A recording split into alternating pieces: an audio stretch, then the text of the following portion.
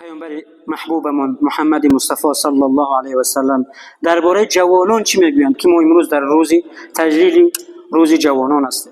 اوصیکم بالشباب خیرا، من شما را نصیحت میکنم که با جوانان خوش معامله باشید، با آنها با اخلاق نکو رفتار کنید. فانهم ارق افئده، آنها دلهایشان ملایم است، آنها حق را میپذیرند. و چی زیبا میگوید: الا و ان الله بعثنی بالحنیفه السماحه فحالفنی الشباب. خداوند جل و علا وقتی که مرا به رسالت رساند، جوانان مرا پذیرفتند. و خالفنی الشیوخ، و کلانسالان همون زمان مرا مخالفت کردند. پس برادران عزیزم، وقت جوانی رو باید این قیمت این وقت رو باید انسان خوب بداند، خوب استفاده کنه. جایگاه وقت رو ببینیم که خداوند جل و علا با اون سوگند یاد میکند. در اسلام وقت، عمر، مخصوصا جوانی نزد پروردگار جل و علا مقام و جایگاه زیادی دارد که خداوند جل و علا به آن قسم یاد میکند. بسم الله الرحمن الرحیم. والعصر، سوگند به عصر. مفسران میگن سوگند به وقت. خداوند جل و علا به وقت و وقت یعنی به عمر انسان خداوند جل و علا سوگند یاد میکند. ان الانسان لفی خسر، و درستی که همه انسانیت در زیان و در خسرانند.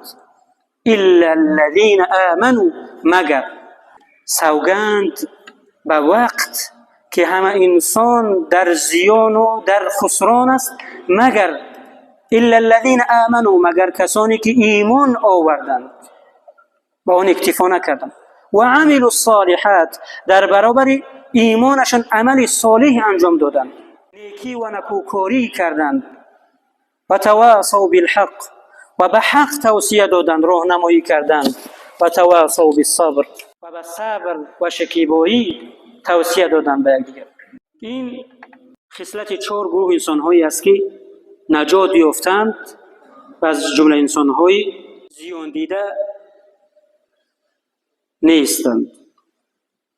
پیامبر محبوبمون می‌فرماید: اغتنم خمسا قبل خمس، 5 چیز را غنیمت بشمار پیش از آن که آن 5 نعمت از تو گرفته شود، از پیش تو برود. غنیمت بشمار. اغتنم شبابک قبل حرمک، جوانیت را غنیمت بشمار پیش از آنی که پیری و ناتوانی بالای تو بیاید. یک عمل صالح یک جوان، توبه و اشک یک جوان نزد پروردگار جل و علا خیل و مرتبه و مقام بلندی دارد. برای چی؟ توبه و اشک جوان از انسان کلانسال و پیرانسال بهتر است نزد پروردگار جل و علا، برای اینکه این جوان قوه و قدرتی چی دارد؟ گناه دارد، شهوتش در اعلا هست. اگر بخواهد میتواند بر راه ناحق برود، اما پیش نفسش را میگیرد، نیکی میکند، توبه میکند، عبادت میکند، خدمت میکند به پدر و مادرش، به وطن و به دینش. برای همین توبه و دعا، توبه یک جوان نزد پروردگار جل و علا خیلی محبوب تر است از توبه یک انسانی که عمرش رفته است. اغتنم صحتک قبل مرضک، پیامبر محبوبمون میگه غنیمت بشمار تن صحتیت رو پیش از آنی که یک بلای بیماری بالای تو بیاید. یعنی هر لحظه های عمرت رو غنیمت بشمار. وقتی انسان اگر انگشتش درد کند، اگر گوشش درد کند، اگر یک جسم از بدنش اگر درد کند، تمامی بدنش ناراحت میشه. متاسفانه انسان ها بعد از که نعمت رو از دست میدهند بعد به قدر آن میرسند. وقتی تن صحتی رو از دست میدهند بعد میگویند که چی زیبا بود از این صحتمندی و تندرستی. پس باید همه این باید شکر گفته شود. و غناک قبل فقرک، پیامبر محبوبمون میگوید که ثروتمندیت را غنیمت بشمار. یعنی چی غنیمت بشمار؟ یعنی نیکی کن، سخاوت کن، زکات بده، صدقه بده، دست یک یتیمی رو بگیر، دل یک یتیمی رو شاد کن. تو میتوانی با همون مالت جنت رو به دست بیاری. تو میتوانی به همون مالت رضاگی پروردگار جل و علا رو به دست بیاری. مال به مانندی شمشیر است یا کرد است. میتوانی به نیکی استفاده کنی یا اینکه به ضرر خود استفاده کنی. مال باید در راه حق استفاده شود، در راه رضاگی پروردگار جل و علا باید استفاده شود.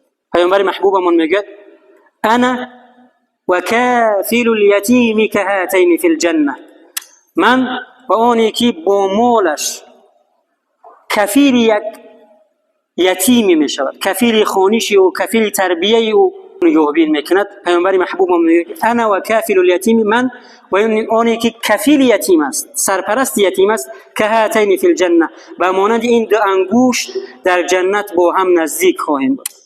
پس ثروتتون رو در راه حق استفاده کنید. صدقه جاریه، مالتون رو چنان استفاده کنید که بعد از وفاتتون، بعد از مرگتون هزارها عصرها بگذرد، نامه های اعمال صالح شما پوشیده نباشد، همیشه اجر و پاداشش به مانند آبی روان نوشته باشد. انسان میتواند به مالش رازگی پروردگار جل و علا رو به دست بیارد، جنت رو به دست بیارد، یا میتواند اگر مالش رو در راه ناحق استفاده کند، در راه معصیت استفاده کند، در راه فتنه اگر استفاده کند، با همون مالش خشم پروردگار جل و علا نعوذ بالله و آتش جهنم را برای خود میخرد. و حیاتک قبل موتک، و پیامبر محبوبمون میگه غنیمت بشمار همون حیاتت رو، عمرت رو غنیمت بشمار. برادران عزیزم، وقتی از پیش آرامگاه ها میگذریم میبینیم که نام ها نوشته شدند، در پایان آن سال تولد و سال وفات است. یکی رو میبینیم که خداوند 95 سال عمرش داده است، یکی رو میبینیم که 15 سال عمر دیده است، یک کودکی رو میبینیم که 2 سال عمر دیده است یا یک 6 ماه عمر دیده است. کدامی از ما و شما میتواند گفت که چند لحظه بعد در حیات است؟ علما میگن اگر میخواهی که وقتی حیاتت نامعنا شد در نزد خودت، به بیمارخانه برو. وقتی میروی دیگران را میبینی که همه بیمارند و رنج و درد دارند، تو به همون نعمتی تنصیحتی به قدر آن نعمت میرسی. وقتی حیاتت در نزدت بی‌معنا شد، به قبرستان برو، میبینی که جوانان زیادی در آنجا خوابند، ثروتمندان زیادی در آنجا خوابند، مقامداران زیادی در آنجا خوابند، و درک میکنی که این نعمتی حیات چقدر با ارزش است. خداوند جل و علا وقتی ما رو عمر داد باید آن رو غنیمت بشماریم. رفتن و آمدن ما در اختیار ما نیست، پس باید ما دعا کنیم. و پیامبر محبوبمون محمد مصطفی صلی الله علیه و سلم دعا میکردن، در سجده دعا میکردن اللهم انی اسألک حسن الخاتمه، پروردگار من از تو خاتمه به خیری طلب می نمایم. که پیامبر بود لیغفر لك الله ما تقدم من ذنبك و ما تأخر، خداوند به او بشارت داده بود که تمام گناههای گذشته و آینده تو بخشیده شده است. پیامبر محبوبمون وقتی حضرت عایشه رضی الله عنها ام المؤمنین پیامبر را دیدند که چقدر با رنجش و عذاب نماز میخواند، نماز شب، در سیرت پیامبر آمده است، میگه چنان نماز میخواندند که پایهایشان ورم کرده بود. گفتند ای پیامبر خدا، خداوند جل و علا در سوره فتح به تو وعده داده است که تمام گناههای گذشته و آینده تو را بخشیده است، چرا خودت را اینقدر عذاب میدی؟ پیامبر محبوبم در جواب چی گفتند؟ یا عایشه افلا اکون عبدا شکورا، ای عایشه آیا از بندگان شکرگزاری پروردگار نباشم؟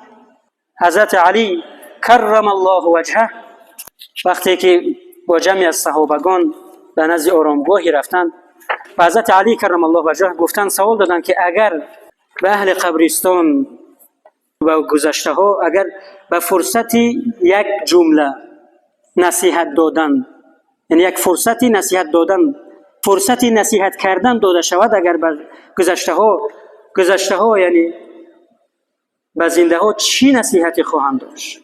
حضرت علی کرم الله وجهه و همه صحابان کمی سکوت کردند و حضرت علی کرم الله وجهه فرمود که اگر خداوند جل و علا به آنانی که گذشتند و این عالم امتحان را رفتند اگر در یک جمله فرصت نصیحت کردن داده شود، آنها میگویند و تزودوا، توشه بگیرید، فإن خیر الزاد التقوى، بهترین توشه تقوا هست. برادران عزیز، حضرت عمر بن الخطاب رضی الله عنه نصیحت میکردند و میگفتند علموا اولادکم السباحه، فرزندانتان را شناوری نشان دهید، تیراندازی نشان دهید و اسب سواری نشان دهید. و پیامبر محبوبمان یکی از سنت‌هایشان یا ورزش‌های سنتیشان چی بود؟ گوشتین بود که در مورد چقدر زنده است و زیبا است. و پیامبر محبوبمان صحابگان را و در برابر صحابگان همه ما و شما را و جوانان را و زبان آموزی تشویق می‌کند. في حديث أن النبي صلى الله عليه وسلم سأل زيد بن ثابت وهو شاب، پیامبر محبوب من محمد مصطفی صلی الله علیه و سلم حضرت زید بن ثابت که جوان بود از او پرسید اتحسن السریانیه، آیا زبان سوریگی را میدانی؟ قال لا، حضرت زید بن ثابت گفتند که نمیدانم. قال علیه الصلاة والسلام فتعلمها، پیامبر محبوبم گفتند که این زبان را بآموز. فإني یأتی الکتاب منهم، برای اینکه کتاب ها و رساله ها و پیام های زیادی بر من میآید از آنها. یقول زید بن ثابت، حضرت زید بن ثابت این جوان را بینید، فتعلمها فی 17 یوما، این زبان را در 17 روز آموخته میگوید حضرت زید بن ثابت. حضرت عمر بن الخطاب یک جوانی را دید بسیار قد بلند و زیبا صورت و با حیا، فاعجبنی، میگوید که مرا تعجب کردم در اون، یک شوق در من پیدا شد. فسأل من عنه هل عنده حرفه، حضرت عمر رضی الله عنه جوان را دیدن که بسیار زیبا و قد و قامت بلند دارد، گفتند آیا هنری داری، آیا عملی داری، آیا کاری داری؟ هل عنده الصناعه، آیا یک هنری داری؟